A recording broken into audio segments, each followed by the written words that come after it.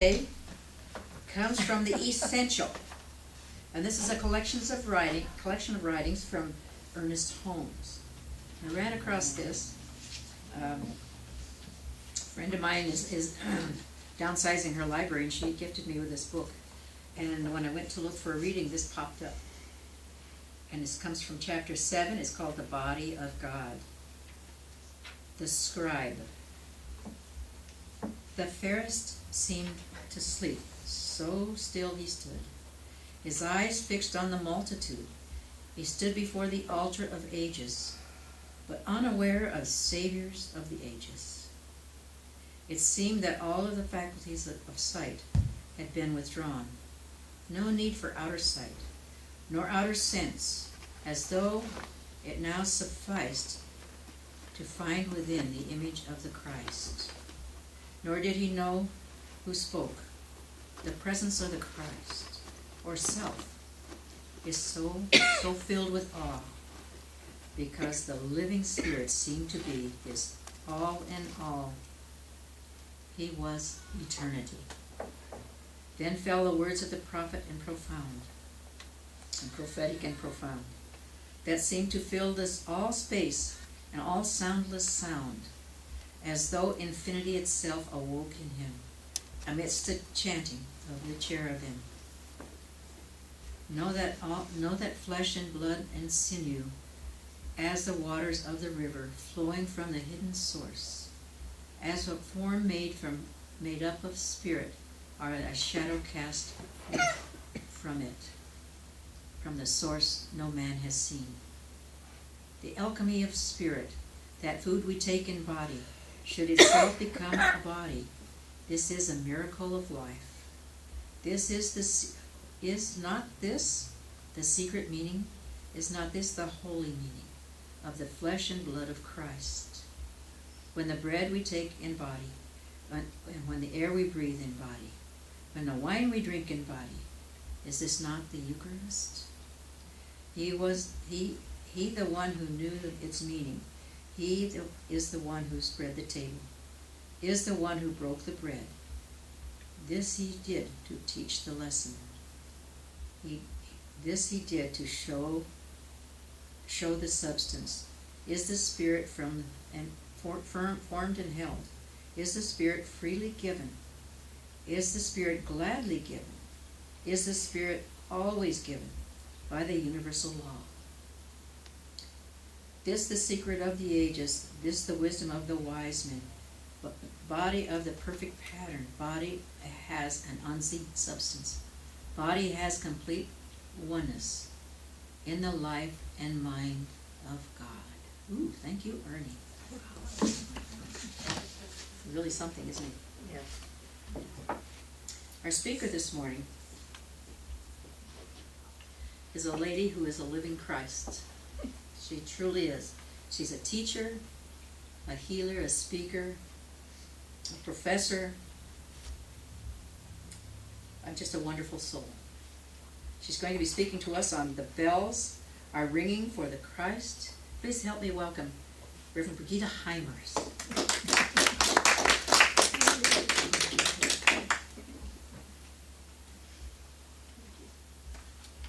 Thank you, Reverend Marianne.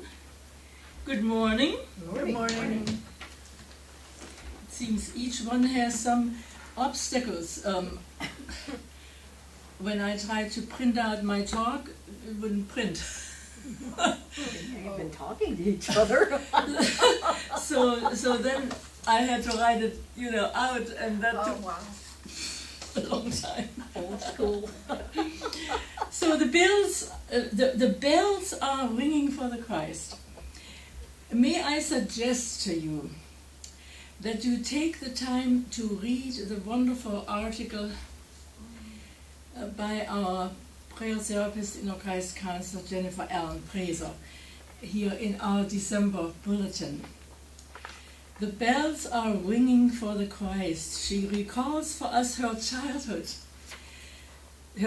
memory, when she went Christmas shopping with her mother, and they would pass by the bell-ringing volunteers for the Salvation Army. And then she shared with us how she learned over the years a much deeper meaning. And I quote, that those bells are ringing to joyfully welcome Jesus and the Christ consciousness to the world, end of quote. As many of you know, since the early days of the teaching of the inner Christ, Jesus in his messages spoke about the Christ within, the inner Christ. Jesus in his messages spoke about each person. He spoke about Christ awareness within each person and Christ awareness all over the world.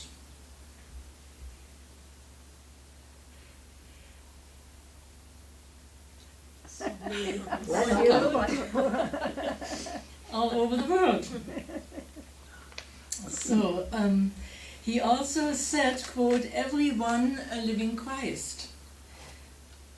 Everyone a living Christ. When I lived in Germany, thank you.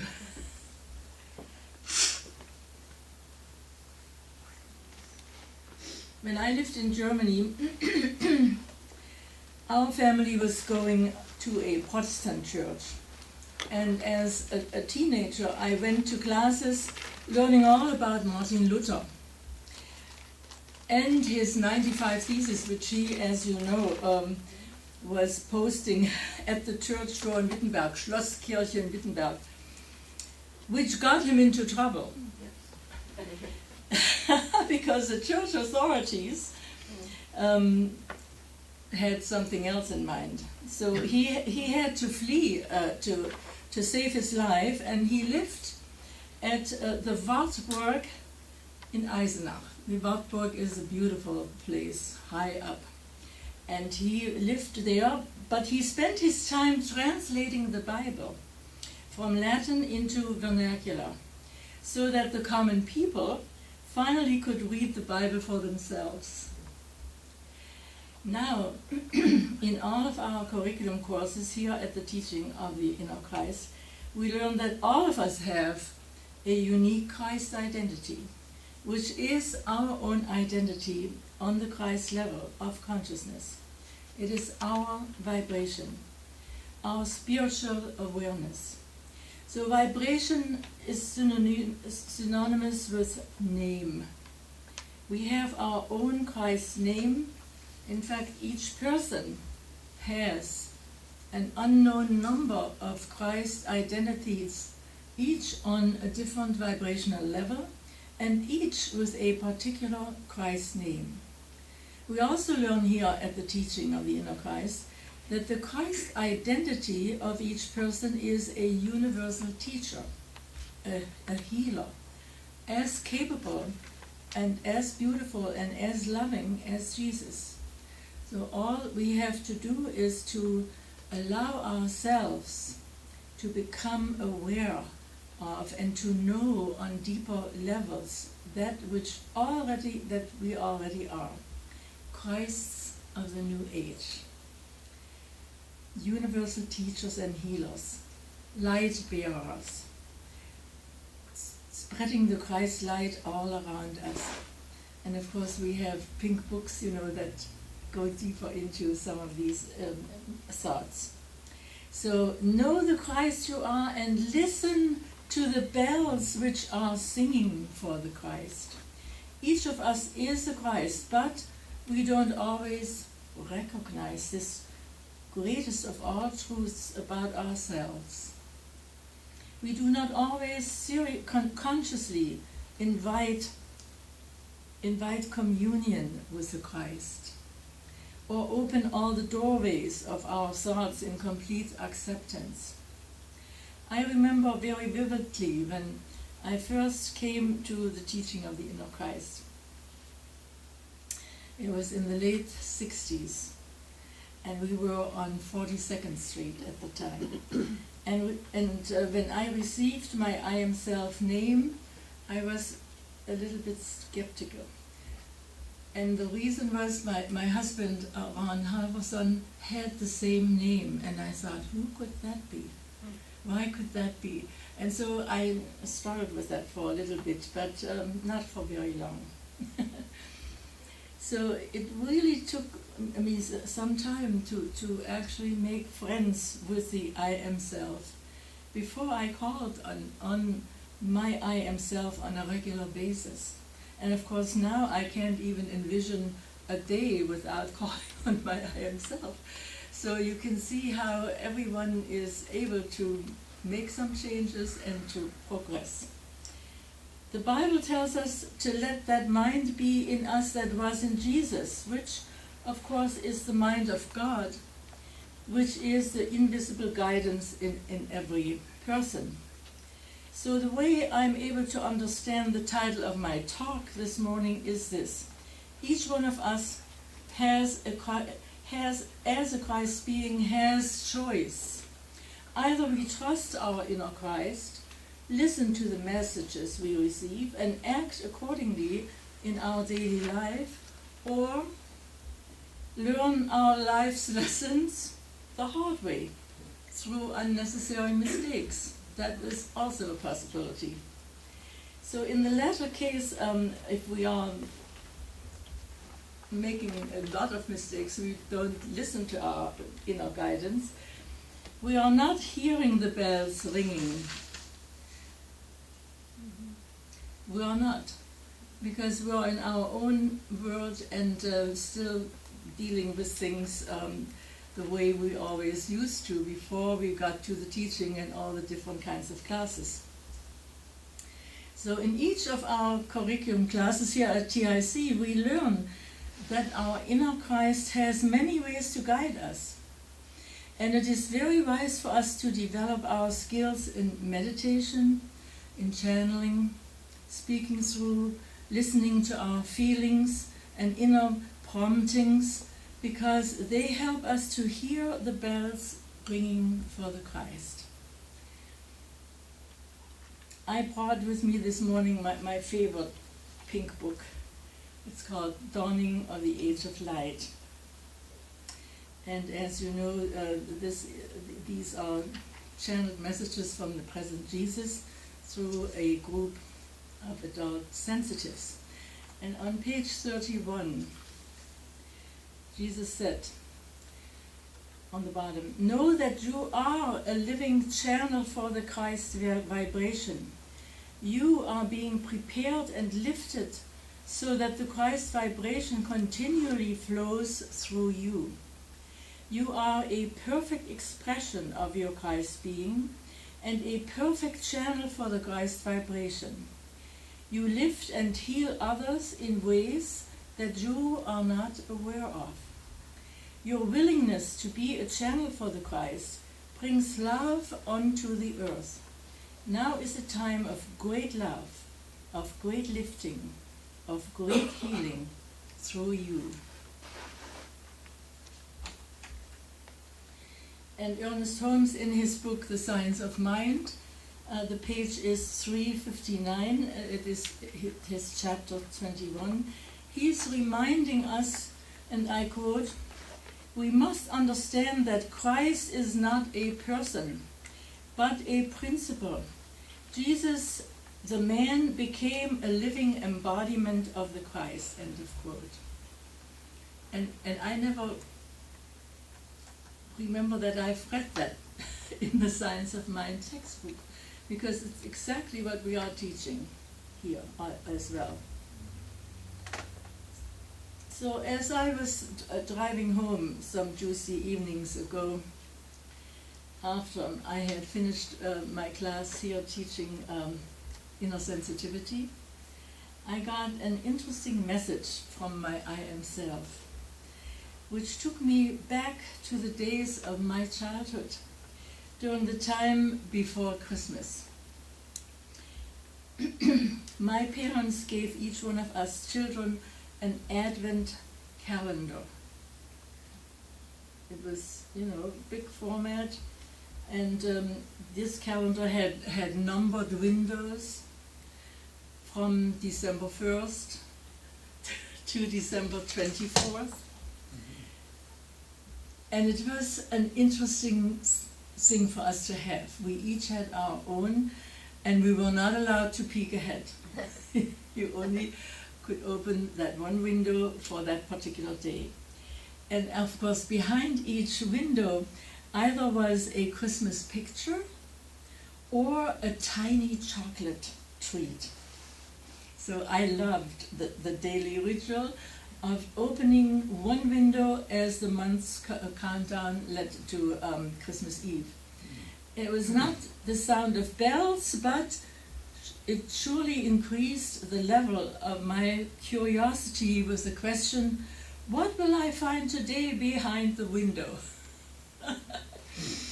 I did not have to delay my good until Christmas Eve. Our tradition in Germany is that at Christmas Eve, we, after having a wonderful meal and maybe having gone to church, we open all our presents that are under the tree. And I want to tell you, our trees have real candles. Ooh. But you know, they are placed accordingly, so and somebody always has to be in the room. We would not leave the room leaving these candles on. But it is a beautiful ambiance when you have these real candles burning. So we open our presents on Christmas Eve. And every December I was also taking Advent calendars into my German classes at the University of San Diego when I was teaching there. Because I had one calendar for every class as part of teaching them some of the traditions, you know, that we have in Germany. And my students, they really enjoyed that. And of course, by the time we had our break, they were allowed to open all the windows because we didn't stay there until the 24th. So it was part of the teaching so that they would also know some German customs and traditions, because every country obviously has something different. I remember very vividly, you know, my parents would be in the big room and they wouldn't let us in. They would say, oh, Santa Claus is there. And my sister and I, my brother was not yet born, we would pace up in the corridor thinking if they came out we could have a peek, because our Christmas tree did not get decorated until actually a day or 2 days before the 24th. But we left also then the tree until the 6th of January at least. So by that time the tree was pretty dry. But I do remember, you know, as children you always want to get ahead of and be smarter than your parents. So we were hoping the door would open for a little bit. Yeah. So that was an interesting thing that I remembered as I was preparing my talk. And of course I noticed you can find these calendars at Trader Joe's nowadays. Trader Joe's, they sold them every year, and this year I also saw them, and I got one for my grandniece, although she's 15 and I have a feeling she doesn't be careful, she isn't careful enough to open only one window at a time, but you know, that's what she likes to do. So I think they still have some of them, and it is really a lot of fun to follow through that Advent calendar. As adults, of course, we realize that every day of every month is the Advent of the opening and unfolding of our Christ consciousness, our Christ awareness, our knowing the Christ we are. And I think the more we take classes here and the longer we are at TIC, the more ingrained is that within us, that this is a reality. But this season can serve again as a reminder for us to welcome each new day as we hear the bells ringing for the Christ. Because we can hear the bells ring even if it is summertime. So in closing, I would invite you to ponder the mystery of revealing anew the wonder of what God through our Christ has in store for each one of us every day as we listen to the bells ringing. And of course, as Reverend Marianne said, we have very many activities here before Christmas is upon us. So I'm sure we have plenty of opportunities. So know the Christ you are in this Christ joy of Christmas. Let's each shine our Christ light into the world, so that even the most remote corners of the world are filled with Christ light. To fill the entire next year with Christ's blessings and the sound of bells ringing for the Christ. Shall we do that? Okay. Okay, thank you.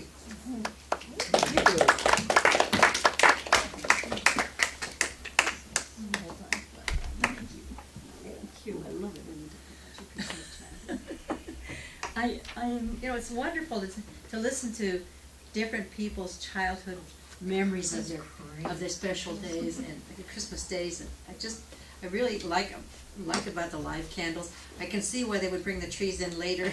I imagine they were pretty dry by the Sei Gennaio, Right. as they say in Italy. Sei Gennaio, 6th of January. Yeah, Feast of the yeah. uh, Three wise men or something. Anyway, What is it?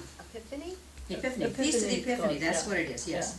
Ah, Well, in Europe, different countries have similar customs. they do. They did. Yeah. They did in Italy. They In called it Italy. Sei Gennaio. Yeah. And it was the Feast of the Epiphany, and Right, that's right. when all of the Symphonari went back to the, never mind. Right. That's another talk. Well,